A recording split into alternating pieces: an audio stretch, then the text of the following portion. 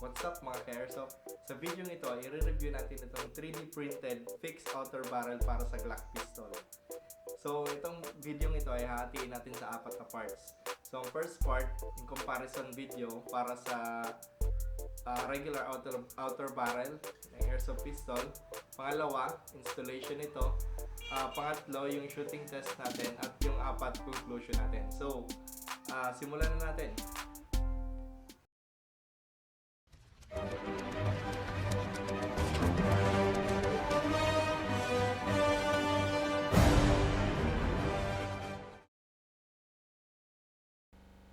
So itong next part ng ating video, i-compare naman natin yung ating 3D printed outer barrel dito sa regular ENC outer barrel ng airsoft pistol natin. So ito muna yung yung regular outer barrel. So yun. Tapos ito naman yung 3D printed fixed outer barrel. So makikita nating difference is medyo mataas yung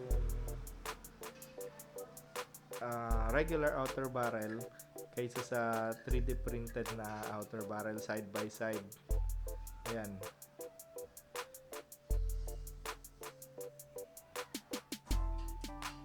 Kasi ito pumapasok dun sa ejection port.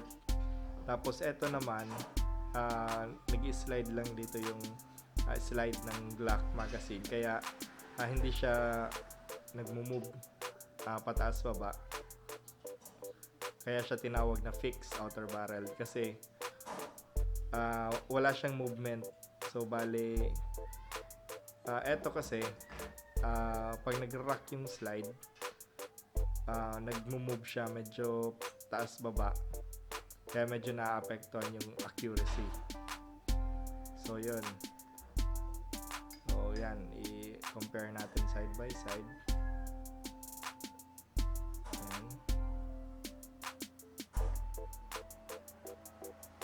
Medyo mahaba pala to kasi threaded yung 3D printed outer barrel natin. So yan.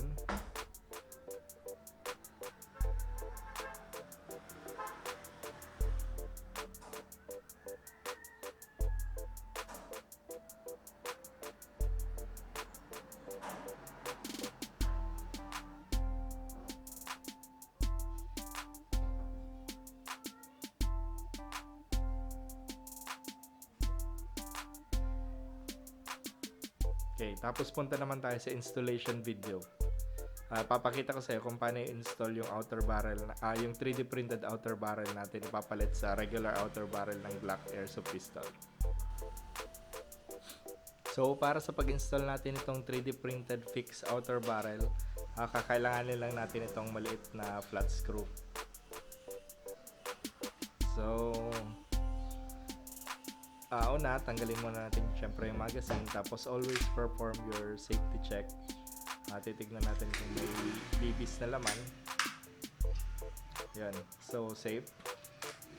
So, tanggalin natin yung upper part. Tapos, tanggalin natin yung itong guide rod, spring rod. Tapos, syempre yung outer barrel. Yan. Tapos para matanggal nyo itong half assembly, kailangan natin buka ng konti ditong part gamit yung flat screw head. So yun.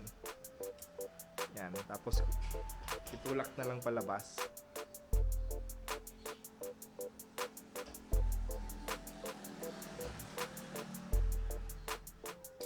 Yan.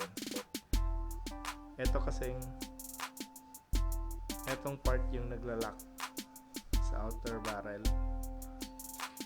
So kailangan ibuka mo ng konti para matanggal mo siya dito. So yun. Tapos ililipat na natin yung itong inner barrel assembly dun sa ating 3D printed fixed outer barrel. So itong inner barrel assembly, ipapasok lang natin dito sa 3D printed outer barrel natin. So yun, ganon.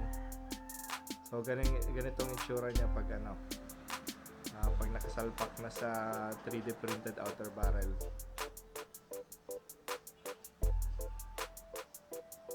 So wala na siyang movement, di kagaya dun sa regular outer barrel na may movement yung half chamber natin, yung inner barrel assembly.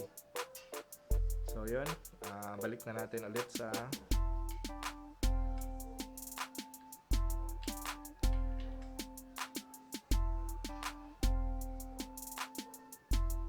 tapos lagay lang na ulit natin yung guide rod with spring.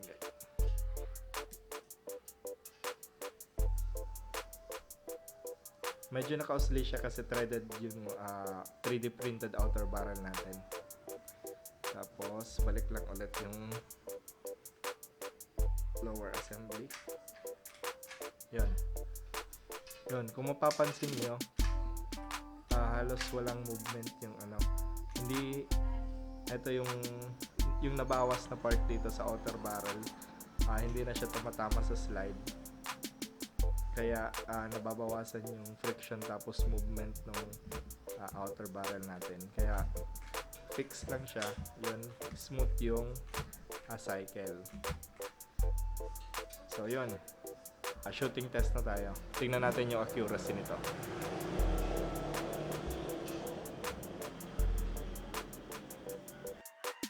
So para sa test na to, gagamit tayo ng 0.25 gram BBs. Tapos puff line of black puff line of green gas. So 10 shots. Ayun yung target natin. Tignan natin. Firing.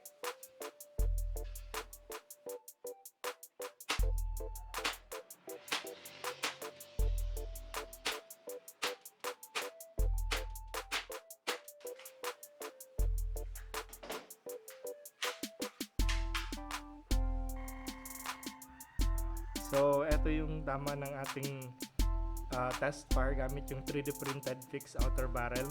So, makikita nyo yung pinakamalayo niya around 2 inches. Tapos, medyo lower left yung mga tama ng BBs.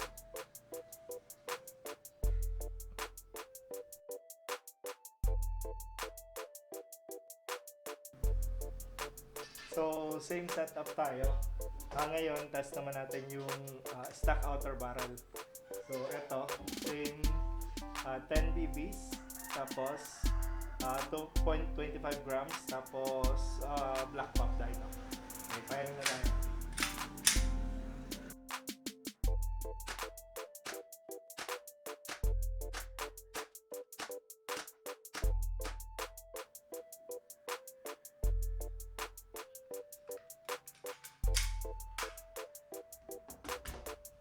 Okay, tignan na natin yung target.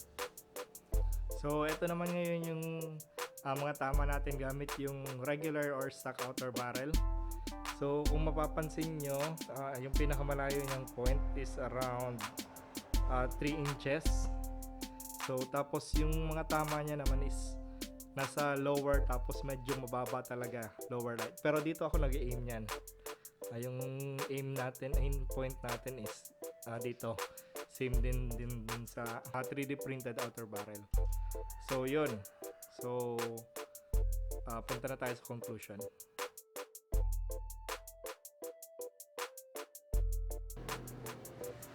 So overall, ano nga bang masasabi ko dito sa 3D printed fixed outer barrel?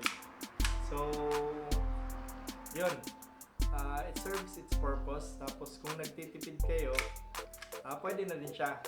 In terms of durability, di ko pa siya masyadong na-test kasi siguro mga nasa 200 rounds pa lang yung na putok ko gamit yung 3D printed fixed outer barrel natin. Pero kung makikita nyo yung shooting test natin kanina, significant yung change sa accuracy. Tapos siguro kung ano pa tayo, stock. Yung gamit ko kasi is yung stock inner barrel pa ng ENC Glock 70. By the way, yung gamit ko pala dito sa video is Eastern Crane ENC Glock 17. Siguro kung magpapalit ako ng type barrel 6.01mm, siguro mas may improve pa yung accuracy niya. Pero gamit nga lang yung 3D printed fixed outer barrel, pwede kong masabi na mas na-improve talaga yung accuracy ng airsoft pistol natin. So, sa mga nagtitipid, kasi medyo mahal yung stainless steel na fixed outer barrel natin, pwede na natin magamit siguro for the meantime yung 3D printed. Kasi almost 1/10 lang yung price nito compared sa stainless steel na fixed outer barrel. So, para sa akin, okay siya, thumbs up tayo dito. Tapos, test pa natin ng tapos gawa na lang ulit ako ng review kung masira siya or something. Tapos in the future, balak ko tanggalin na lang siguro to na thread. Ay, putulin ko na lang yun. Para kasing length lang siya nung stock na outer barrel. Pero yung makita mo talaga yung cycle niya is smooth talaga. Wala talagang halos hindi gumagalaw yung outer barrel niya. Kaya yun siguro yung nakapag-improve talaga ng accuracy ng gun natin, ng airsoft pistol. Kung siya pala, nabili ko to online through Shopee. Nabili ko to ng 380 pesos plus shipping. Dito na nagtatapos yung review natin sa 3D printed fixed outer barrel. So yun, please like, comment, and share yung itong video natin. Tapos kung di pa kayo nakasubscribe, please click the subscribe button na din para updated kayo sa ating mga bagong videos. So marami pa tayong gagawin mga airsoft tech videos, tapos mga reviews ng ibang mga parts. So yun, stay tuned. So thanks for watching. Bye.